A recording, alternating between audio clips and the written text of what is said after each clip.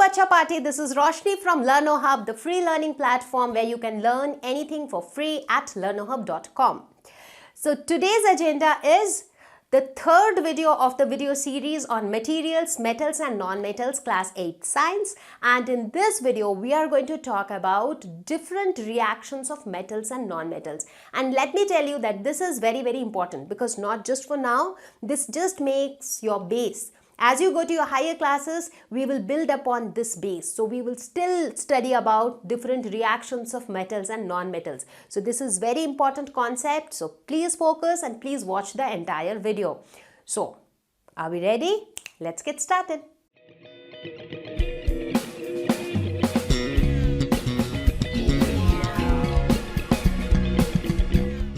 So now we are going to talk about reaction with water. So we already spoke about oxygen. Now let us see how do metals react with water. Now under normal conditions, metal reacts with water to form metal oxide, but along with that it releases hydrogen gas. So that is how they normally react, normally all metals. And these metal oxides can further combine with water to form metal hydroxide. So basically, when you put a metal into water, it will immediately form metal oxide and some hydrogen gas. And this metal oxide in turn will again react with the water to form metal hydroxide. So by the end you will receive all metal hydroxide. But an important point to note is that all metals do not react with water. It is not necessary that every metal will react with water. Now we are going to talk about some of the metals and we will see how they react with water. So we will talk in terms of their chemical reaction. So let us first consider the first metal, that is sodium, which is Na. So let us see how sodium reacts with water. Now sodium again is very reactive. I told you before also, right, that these metals like sodium and potassium, they are extremely reactive. So sodium reacts vigorously and it reacts very fast with water. In this case also, if sodium is exposed to little bit of water, it can catch fire. So therefore, in your chemistry labs, all these metals are stored, right? But sodium is stored with special care because if you leave it exposed to air, it will catch fire. If you put it into water or if by any chance moisture comes in contact with it, then also it will catch fire. So how do you store sodium or potassium? They are stored inside kerosene oil because there is no water, there is no air. So there is no reaction. So that's how sodium is stored. And you should be extremely careful, little extra careful in fact, while you handle sodium. Now what would be the reaction when sodium reacts with water? So Na plus H2O, what does it form? It forms metal oxide plus hydrogen. Correct? But this metal oxide will again react with water to finally form metal hydroxide. So what would be the final product? One is hydrogen gas will be released and the second is metal hydroxide will be produced. So in this case, it will form sodium hydroxide, that is NaOH, plus hydrogen gas will be released plus lot of heat energy. Now, the heat energy which is released in this reaction is so much. So, the heat energy is so much that this hydrogen gas which is released, it catches fire. So, the hydrogen gas catches fire and that is why if it comes in contact with moisture or water, sodium catches fire. So, in this case, this water is nothing but cold water, normal cold water. So, even little bit contact with water can actually result in fire with sodium. Now similarly, if you look at the reaction for potassium, that is K. So what happens in that case? Potassium plus water, it forms potassium hydroxide plus hydrogen gas plus heat energy. So in this case, this hydrogen which is released, that is released in gaseous form. And what is this sodium hydroxide and potassium hydroxide? They are in aqueous form, that is aqueous solution, you can say. And this water is of course liquid. Here also water is liquid. So because of so much of reactivity, sodium and potassium are always stored in kerosene so that it cannot react either with oxygen or with water. So this is how these metals react. Now that doesn't mean that all the metals will react so vigorously with water. In fact, some of the metals will not react at all. So let us go ahead and look at some other metal. So the next metal that we are going to consider is calcium, that is Ca. So let us see how it reacts with water. So calcium reacts with water. So this will also form metal hydroxide, that is CaOH whole 2, calcium hydroxide, and hydrogen gas will be released. But in this case, the reaction is not as violent as sodium or potassium. So the reaction is less violent, and the heat energy released in this case is not that much that it can catch fire, that hydrogen gas can catch fire. So less amount of heat energy is released during this reaction. But here also calcium can react with cold water. Like there are some metals which do not react with cold water, but when you heat the water, they tend to react. So, but in case of calcium, they react with cold water. The next one we are going to talk about is magnesium, that is Mg. Now when magnesium reacts with water, what happens? Now here in this case it depends. Magnesium does not react with cold water. So if you put magnesium inside cold water, nothing will happen. There will be no reaction at all.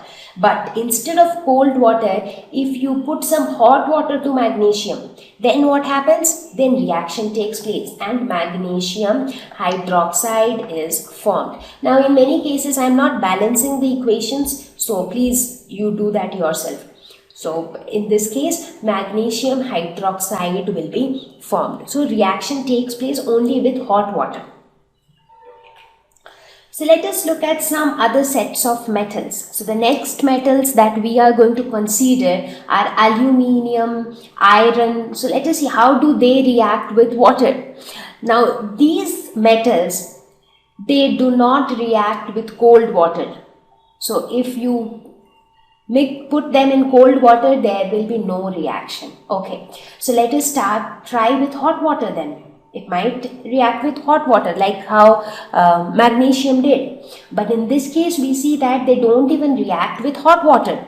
Okay, that's surprising. But now instead of hot water, if we take steam, that is boiling water, the water is boiled, so that is steam, then we see that it reacts. So how the reaction looks like? So the reaction is somewhat like this. Aluminium reacts with steam. Now this H2O is nothing but steam. So it is gaseous form of water. So this forms aluminium oxide, that is Al2O3, plus hydrogen gas is released. So if you want to balance the equation, here you go. Now similarly, iron, it reacts with steam, which is in gaseous form, to form iron oxide, that is ferric oxide, plus hydrogen gases released. So this is how metals react with water, like this set of metals, aluminium and iron. So that's one way of reacting with water. Again, if you consider metals like lead, copper, silver, gold. So if you consider these metals, do you know how do they react with water? They do not react with water at all. So for these, they do not react. Whether it is cold water or it is hot water or it is steam, they do not react at all. So what did we conclude based on our study on reaction of different metals with water? We see that it really depends from one metal to another. Some metals are so vigorous, they react very fast with water. Some react with cold water, some react with only hot water, some reacts only with steam, and some do not react at all. So based on whatever we have learned so far, we saw that metals like sodium and potassium, they react with cold water itself, and that too they react very vigorously, so vigorous that it catches fire. Whereas metals like calcium, they react with cold water, but it is not that vigorous, so it is less violent. So in this case, the reaction is less violent, so there is no fire and all. Next is magnesium. Now magnesium do not react with cold water, it reacts only with hot water. Next comes aluminium and iron. Now they do not even react with hot water, they react only with steam. And finally, these metals like lead, copper, silver, gold. So these metals do not react with water at all in any form. So the metals vary this much in their reactivity with the same substance. So now let us see how do non-metals react with water. Now you will be surprised to know that non-metals do not react with water. For example, your carbon or sulfur or nitrogen, they do not react with water at all. In fact, those metals which are highly reactive with oxygen, for example, there are certain non-metals which are very much reactive with oxygen. For example, phosphorus. So whenever phosphorus is exposed to air, what happens? It is highly reactive. So it combines with oxygen to form oxides of phosphorus. So phosphorus is highly reactive in air, that is in presence of oxygen. Therefore, but at the same time it doesn't react with water at all. Therefore, phosphorus is stored in water. So see, that is another interesting fact. So this is how we store phosphorus. So just see, inside you have white phosphorus. So because we already learned, right, this phosphorus is so reactive that if it is exposed to air, it can catch fire very easily. So to prevent that, it is stored inside water, inside a bottle. So now it is no more in contact with air, and anyways it doesn't react with water. So this is again another point of difference between metals and non-metals, that metals react with water and non-metals do not. Now we will see how metals react with acids. So now let us see how do metals react with acids.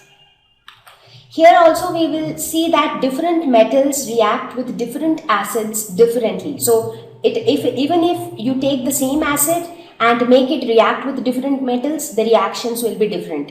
If you take different acids with the same metal, in that case also the reactions will be different. So basically it depends on which particular metal is reacting with which particular acid. So let us take examples of few acids for better understanding. So let us say for now, let me take a dilute acid, say dilute HCl, that is dilute hydrochloric acid. Now normally what happens is, if a metal reacts with a dilute acid, so with any dilute acid, this is a normal scenario but doesn't mean that it will be true for all the metals and all the acids. Then it generally forms a salt and it releases hydrogen gas. So that is the general trend. However, the reactivity of various metals are different. For example, now let me give you example for some metal, the same reaction. Let us take example of magnesium. Now when magnesium reacts with dilute hydrochloric acid, this is dilute, it forms a salt, that is magnesium chloride, and hydrogen gases released. Now this reaction might not hold true for all the metals. That's because magnesium has the highest reactivity with dilute hydrochloric acid. So if you try to arrange the metals in terms of reactivity, then magnesium has the highest reactivity, then comes aluminium, then comes zinc, then comes iron, and then comes copper. In fact, if you talk about copper, copper doesn't react. There is no reaction of copper with dilute HCl. So it doesn't react with dilute HCl at all. So right now I am talking only about dilute HCl. So this series which I have written, this is true only for reaction with dilute HCl. So see, if even with the same acid, the reactivity of different metals are different. On one hand, magnesium is highly reactive with dilute HCl. On the other hand, copper doesn't react at all. So let us take examples of some other acids as well. So the next acid that we will consider is Aqua regia. This is a very interesting acid. Now this is actually a combination of two acids. This is a freshly prepared mixture of concentrated hydrochloric acid and concentrated nitric acid in the ratio 3:1. So that means 3/4 of it contains concentrated hydrochloric acid and 1/4 of it contains nitric acid, that is HNO3, and hydrochloric acid is HCl. So that is aqua regia. The word aqua means watery, and aqua regia means royal water. Now, why am I talking about such a special type of acid, which is a combination of two acids? Now, you will see that how it acts. It acts really magical. It has something very interesting associated with it. So that's what we will see. Now, this acid, it is highly corrosive in nature. It can dissolve even metals like gold and platinum. That sounds interesting. So this acid can dissolve even gold and platinum, because you saw gold is one such metal which do not react with water, which do not react with air, right? So normally it doesn't react with anything much, but this particular acid can actually dissolve gold also. So now you will get to know how exactly have you ever seen that when a gold jewelry becomes very old, maybe some 40-50 years old, now you want to get it polished. So what do? You take it to the jeweler shop, give it to him, and he polishes it, and it shines like before. So from where does that shine comes? How does he do this polishing? So that is where aqua regia plays an important role. So let us see how exactly gold reacts with aqua regia. Now, this is gold Au. Gold reacts with aqua regia, and aqua regia is nitric acid plus hydrochloric acid, that is HCl. So when it combines with this, it forms AuCl4, that is gold chloride of gold, plus NO2 plus H3O plus H2O. So this would be the complete reaction. Correct? So what do you see? You see earlier it was gold, but on reacting with aqua regia, gold formed gold chloride. So basically it got dissolved in the acid. Correct? Now I will show you the picture how gold can get dissolved and how you can get pure gold precipitate produced by aqua regia. So see, this is a pure gold precipitate. This is the gold which we normally see in the form of brick, in the form of jewelry, but this is the precipitate of pure gold which is produced by aqua regia. So aqua regia can actually dissolve this gold like this. Now when you give your jewelry for polishing to shop, what they actually do is they dissolve it in aqua regia, and this aqua regia, they take down a thin upper layer of that jewelry. So because it can dissolve gold, right? So the upper layer of gold is dissolved, and therefore the below layer is displayed, and the below layer obviously has the same shine because it was not exposed. So that is how polishing of gold is done. So if you observe it more carefully, you would see that after polishing, the weight of the jewelry reduces a little bit. That's because one upper layer of gold is dissolved. So this is another important acid, and we see that how metals. In fact, platinum also reacts in a similar manner with aqua regia. So now we will see another acid, that is nitric acid. So now we are going to talk about nitric acid. Now nitric acid is a very strong oxidizing agent, that is it can oxidize anything. So while reacting with acids, what do metals actually do? We already saw the example of two acids, dilute hydrochloric acid and aqua regia. But basically what metals do is they reduce hydrogen ions to form hydrogen gas, and that is how hydrogen gas is released during the reaction. That is what they are actually doing. Correct? Now in this case, nitric acid is a very strong oxidizing agent. So what is nitric acid going to do? We will see that. So this nitric acid oxidizes the hydrogen produced to water and itself gets reduced to any of the nitrogen oxides. Now normally, under normal condition, what happens? Hydrogen gas is released. correct? But in this case, because nitric acid is very strong oxidizing agent, it will oxidize the hydrogen gas which was produced to water, and it itself will get converted into one of these oxides, nitrous or nitric oxides. Now let us see some of the reactions with different types of nitric acid. So first start with dilute nitric acid. So dilute HNO3. So let us see how metals react with dilute nitric acid. So let us take example of some metal. For example, let us say I take magnesium. Now when magnesium reacts with dilute nitric acid, please remember this is dilute. So it forms magnesium nitrate, that is MgNO3 whole 2 plus hydrogen gas. So in this case hydrogen gas is released. Why? Because here it is dilute nitric acid. So it is not that strong oxidizer. So therefore the metal here, what did the metal do? The metal reduced the hydrogen ions. So from here it took the hydrogen ions and it formed this hydrogen gas. So that is what metals normally do when they react with acids. Now let us suppose if I keep everything same, just that instead of dilute nitric acid, if I take a nitric acid which is like moderate nitric acid, neither very dilute nor completely concentrated. So I take say moderate nitric acid. Now in this case, how the reaction changes? Let us try to see. So here also magnesium will react with moderate nitric acid to form magnesium nitrate, that is MgNO3 whole 2 plus NO nitrous oxide plus H2O. So if you want to balance the equation, you can do it like this.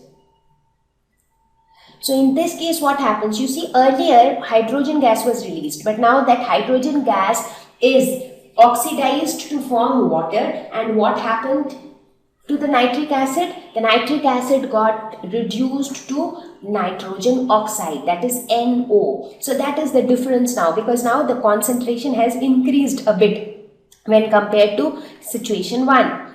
Therefore in this case instead of hydrogen we have water that is released, and we also have nitrogen oxide which is being formed. Now in the third scenario, let's say I take completely concentrated nitric acid. So what will happen in this case? So this case, the nitric acid is going to be a really strong oxidizer. So it is going to form magnesium nitrate, will remain as it is, but now instead of nitrous oxide, we are going to have nitrogen dioxide, that is NO2 plus H2O. So this is how the reaction would be. So in this case, you have NO2. So you see, as the concentration of nitric acid increases, the oxidizing effect of nitric acid also increases. So this is how magnesium reacts with nitric acid. Now, this doesn't mean that every other metal will react with nitric acid in a similar way. For example, there are certain metals which do not react with dilute nitric acid. For example, so let me give you the examples. Let us say magnesium, manganese, all these, they do not react with dilute nitric acid. So if you mix them with dilute nitric acid, they will react. So these will react, but there are certain metals which do not react with dilute nitric acid.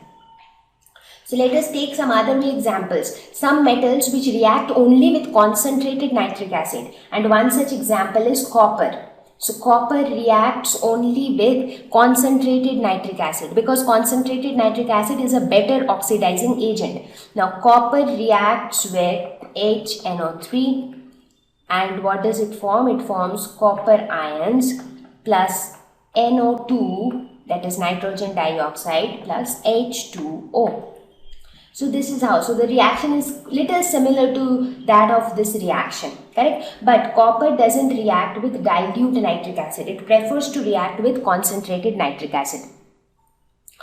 So there are some metals which react with dilute nitric acid, but they do not react even with but they also react with concentrated nitric acid. However, there are certain metals which do not react even with concentrated nitric acid, and such examples are zinc, aluminium. So if you ask zinc, aluminium to react with concentrated nitric acid, they do not react. So basically what I am trying to say is different metals have different reactivities towards nitric acid. Okay, so you take examples of magnesium and manganese. These two reacts with dilute nitric acid. They also react with moderate nitric acid. They also react with concentrated nitric acid. You take example of copper. It reacts only with concentrated nitric acid. You take examples of zinc and aluminium. They do not react even with concentrated nitric acid. So it depends how metals will react with a particular acid. But whenever a metal reacts with an acid, the motto of the metal is to reduce the hydrogen ions to release hydrogen gas.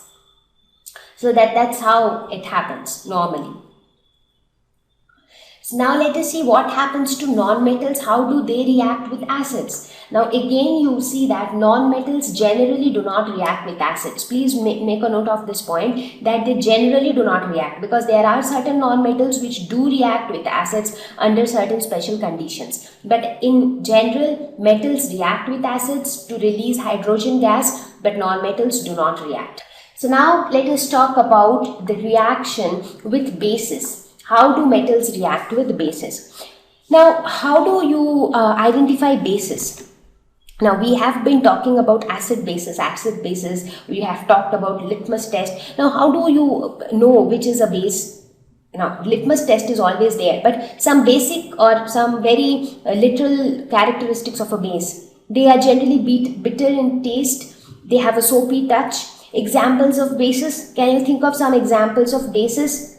Let me give you some examples. Like sodium hydroxide, it is a base.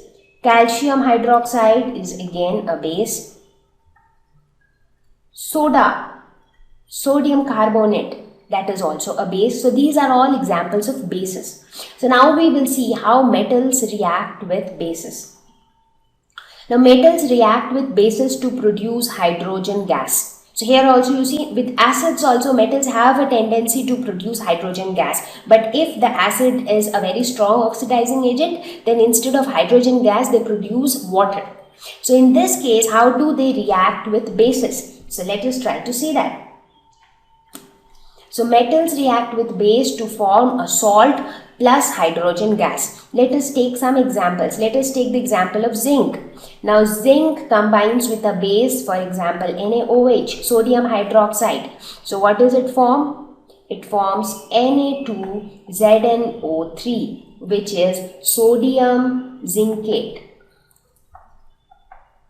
So this is nothing but a salt plus hydrogen gas is released. This is important, because with the emission of hydrogen gas, you get to know that okay, a metal has reacted with the base. Similarly, if you take example of some other metal, for example, you think of aluminium.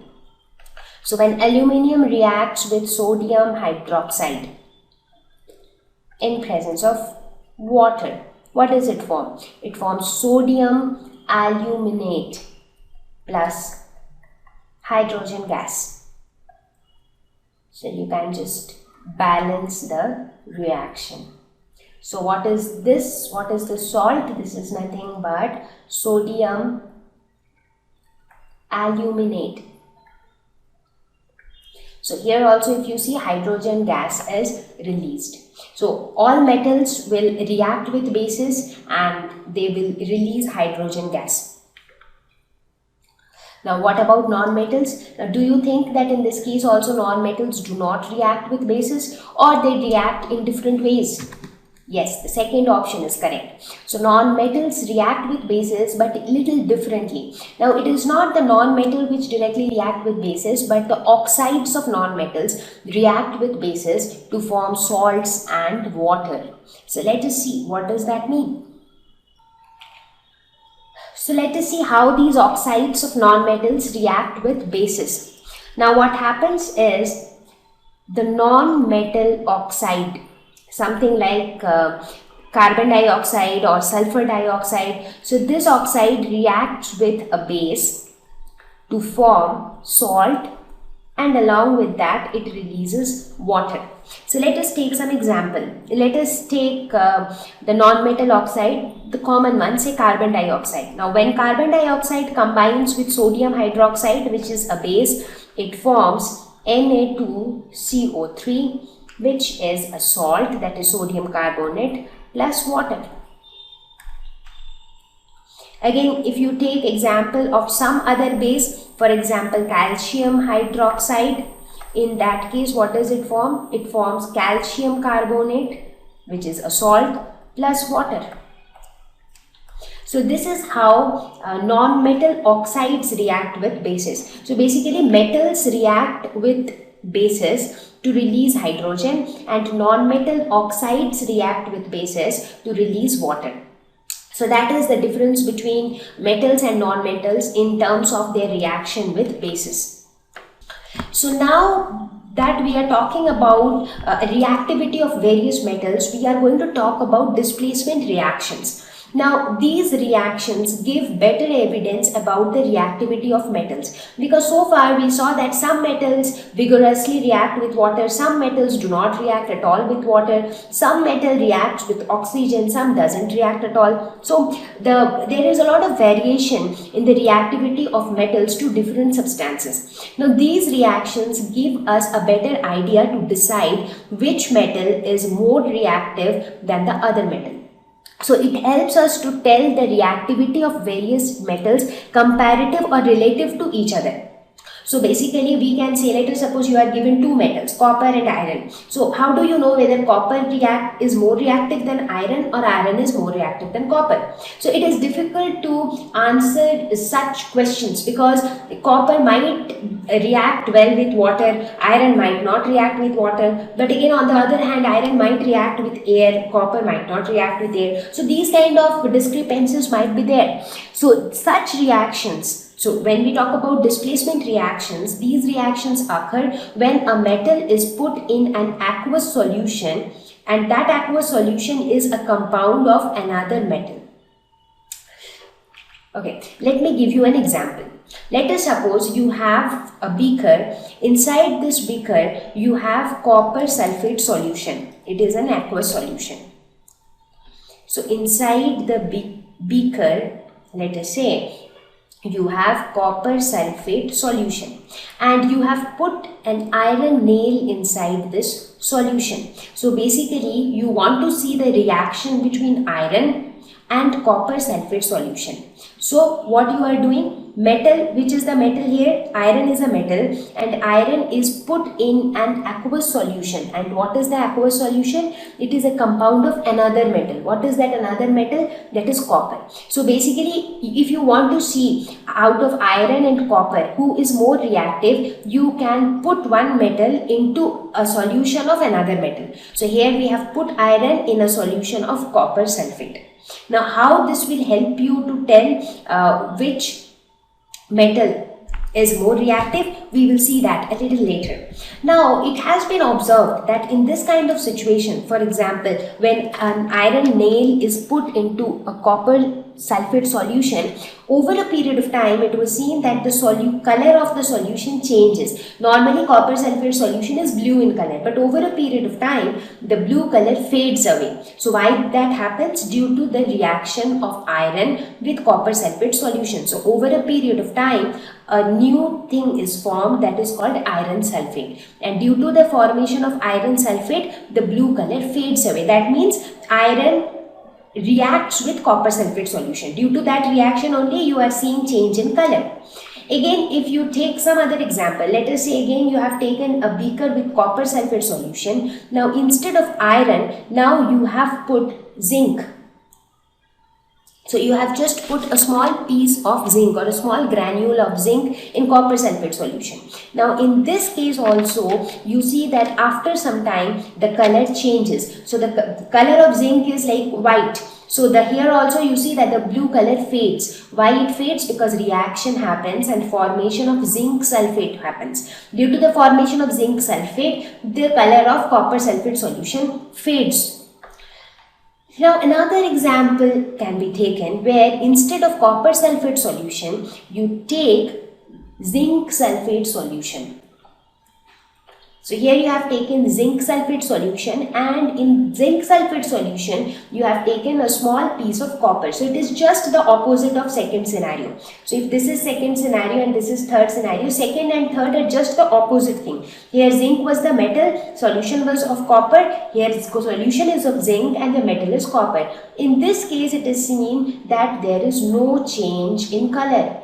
Why there is no change in color? That means no reaction is taking place. That is why there is no change in color. If some reaction will take place, that means some new compound will be formed, so there will be some change in color. But here there is no reaction taking place. Now that is surprising.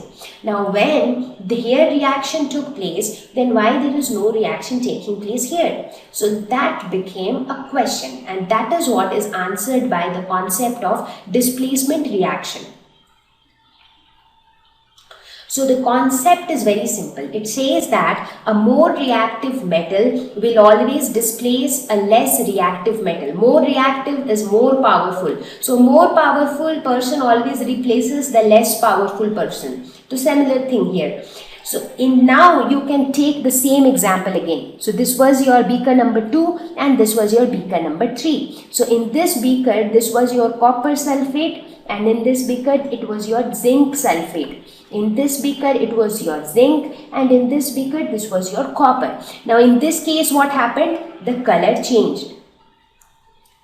So in this beaker color changed, and is this beaker no color change. Correct? So that means what is happening in this beaker? In this beaker reaction is taking place. That is why there is change in color. So what reaction is taking place? Let us try to see. So here the reaction that was taking place was zinc was combining with copper sulfate to form zinc sulfate plus copper. Now the color of copper sulfate was blue. That is why earlier the solution was blue in color. But the color of zinc sulfate is actually colorless. So that due to the formation of zinc sulfate, gradually the blue color of the solution starts to fade. So that means in this case, what is happening? If you look at the reaction very carefully, zinc is actually replacing copper from copper sulfate solution. So zinc is actually replaced copper and taken the place of copper to form zinc sulfate. That means zinc is more reactive than copper. So as per the concept which I told you, that more reactive will displace the less reactive. So here more reactive should be zinc because zinc has displaced copper. So this shows that zinc is more reactive than copper. Now in this scenario, what happens? Here copper is reacting with zinc sulfate. Now as I told you, the solution will change color only if copper is able to displace zinc. Now what did we see? We see that zinc is more reactive. That means copper is less reactive than zinc, and a less reactive metal will not be able to displace a more reactive metal. Therefore copper will not be able to displace zinc. So if you look at this experiment, this clearly tells you that zinc has more reactivity than copper. So the relative reactivity between zinc and copper can be easily determined with the help of a displacement reaction. Right? So this is the concept of displacement reaction. It actually tells you which metal is more reactive than the other metal.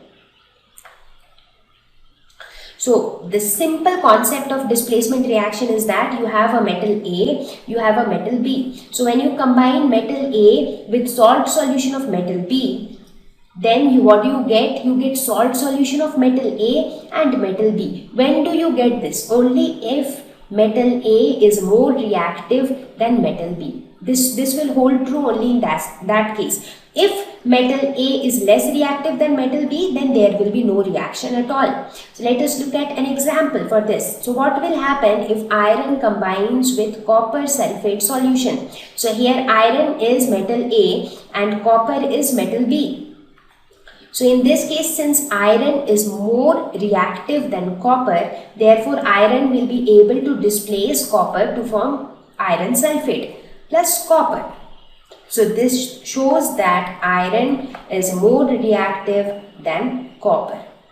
So this is how displacement reactions work. So based on whatever we have discussed so far on physical and chemical properties of metals and non-metals, we can quickly have a comparison between metals and non-metals. So metals are lustrous, non-metals no luster. There is no shine on non-metals. The only exception is iodine. Metals are sonorous, they produce ringing sound. Non-metals, no ringing sound. Metals are good conductors of heat and electricity. Non-metals are poor conductors. So like you can see the conducting wires, they are all metals. Metals are malleable, ductile, but non-metals are not. So non-metals generally, if you try to beat them, they break into pieces. Metals have high density, non-metals have low density. Metal oxides are basic. So the oxides of metal, for example, magnesium oxide or iron oxide, they are all basic in nature. But non-metals, their oxides are acidic, like carbon dioxide, sulfur dioxide. They all combine with water to form sulfurous acid, carbonic acid, etc. Metals react with water, they react with acids. Non-metals do not react with any of them. Metals react with bases to release hydrogen, but non-metals directly do not react with bases, but their oxides react with bases to release water. So these are some of the distinction between metals and non-metals properties. Woohoo! So we reached towards the end of this video. However, there would be a next video coming up very soon. So if you really like the video, do not forget to share it with your friends. And if you have a feedback for us, do let us know in the comment section. We will be more than happy to hear from you. I'll see you all very soon with the next video. Till then, stay home, stay safe, take care. Bye-bye.